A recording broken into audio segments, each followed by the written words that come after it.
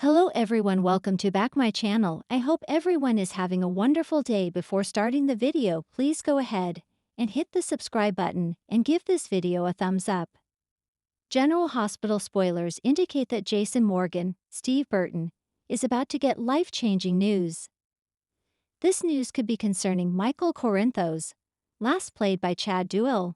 Michael is currently at the Baden-Baden Clinic in Germany undergoing treatment for his third-degree burns.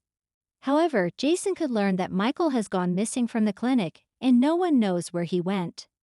This news would shock him and the rest of Michael's family, as the court date for the custody battle between Michael and his soon-to-be ex-wife, Willow Corinthos, Caitlin McMullen, has been scheduled for June 2nd.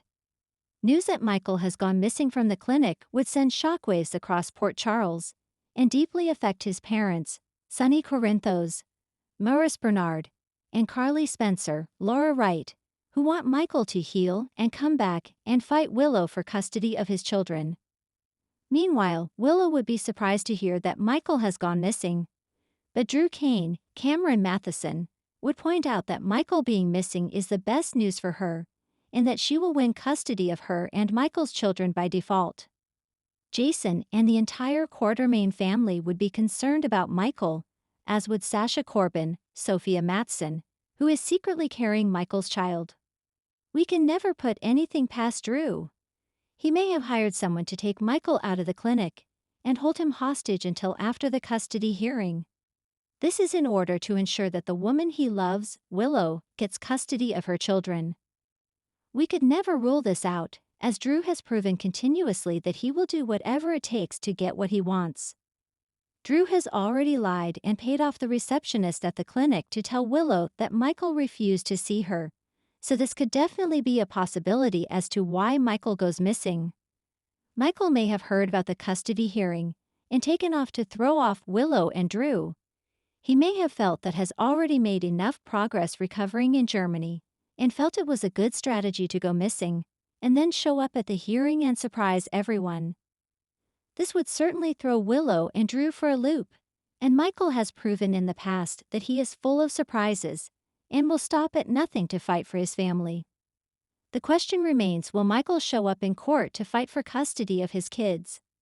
Although Carly has a strategy in place with Diane Miller, Carolyn Hennessy, hoping to prevent Willow from obtaining custody due to Michael's planned absence, Michael may surprise everyone and appear. However, Drew also may have a trick or two up his sleeve to keep Michael from coming back to Port Charles for the custody battle. Whether Michael finally returns to Port Charles remains to be seen, but we sure hope he does soon. In a shocking turn of events that could change the Corinthos family forever, Michael Corinthos has mysteriously vanished while on a business trip in Germany, just days before he's due in court for the high-stakes custody battle over his and Willow's children. With tensions already high in Port Charles, Michael's sudden disappearance sends shockwaves through the town and leaves Willow scrambling to hold the family together. But is this just a business deal gone wrong, or is something far more sinister at play?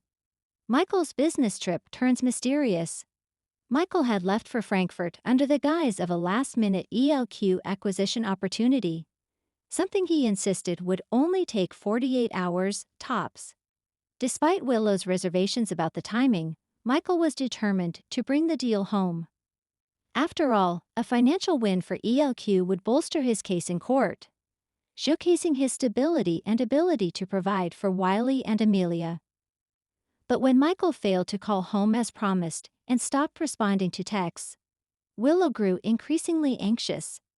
Brooke Lynn, who had been coordinating some of the trip's logistics from Port Charles, confirmed that Michael had checked into his hotel on schedule, but then never showed up for the next day's meeting.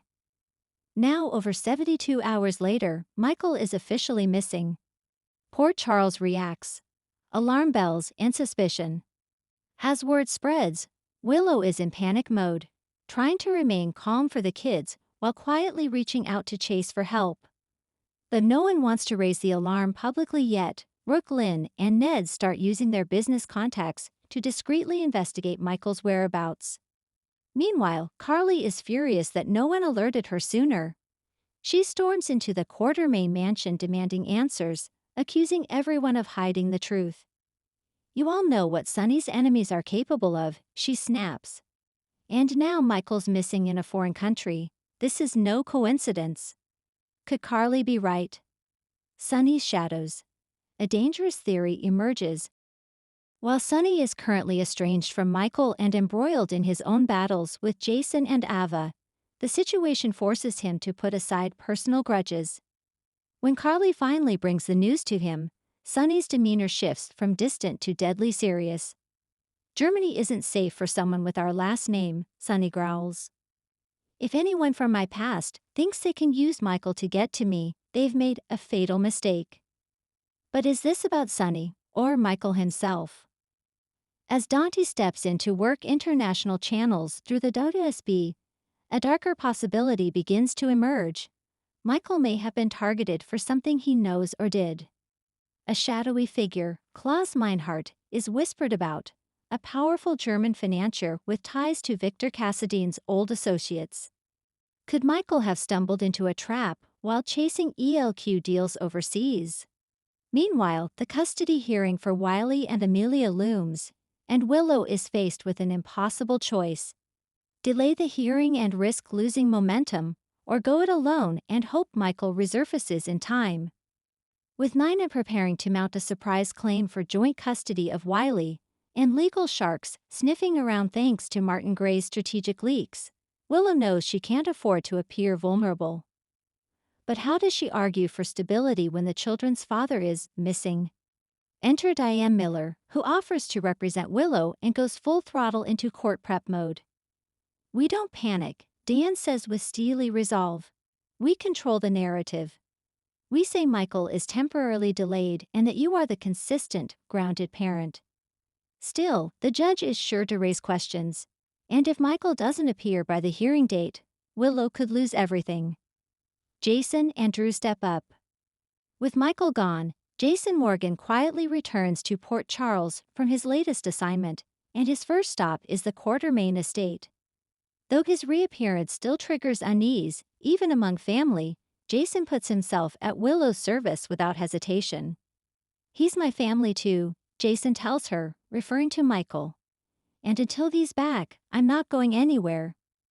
Meanwhile, Drew takes a more tactical approach, using his own Cassadine pass to poke around the European business community.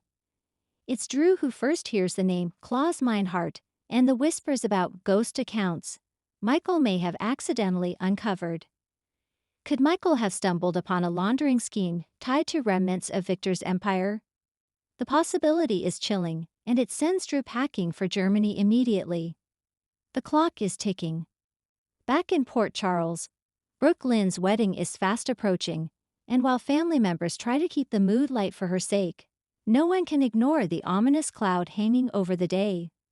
Willow is a shell of herself, constantly checking her phone, while Carly is quietly arranging for private security to keep an eye on the kids, just in case. And then there's the looming legal deadline. Michael must return in 5 days, or Willow could lose primary custody, if not worse. A glimmer of hope, or a trap. 3 days before the hearing, Drew makes contact with someone claiming to have seen Michael.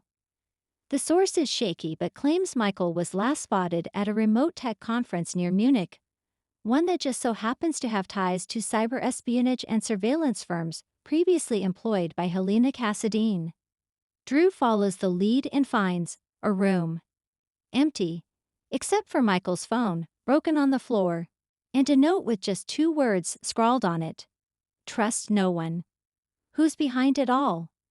Speculation runs rampant. Is Victor Cassadine's legacy still alive? Is this a revenge plot from one of Sunny's international enemies? Or did Michael make an enemy of his own while playing corporate hardball? There's also an unsettling theory being whispered among those closest to Michael, that someone from inside ELQ may have set him up. Could Valentin Cassadine have used his charm and resources to steer Michael into a trap? Or is this Ned Ashton's old persona Eddie Main being used as a smokescreen for some hidden vendetta? And then there's an even more shocking possibility. Could Nina somehow be involved? Some fans speculate that her sudden push for custody timed so precisely with Michael's disappearance, is more than coincidence. She's desperate, emotionally volatile, and still connected to Sunny's world in ways that remain murky. What happens next? As the court date arrives, Port Charles braces for impact. Willow, dressed for battle, walks into the courthouse alone, her eyes scanning the door, willing Michael to appear. Jason, Carly, and Diane flank her with all the power they can muster. But across the aisle, Nina walks in with Martin Gray, and a sealed file she claims will blow the case wide open. A shadow moves in the doorway. Is it Michael? Or someone else entirely? Thanks for watching this video, and please subscribe our GH News 24 YouTube channel for more update news.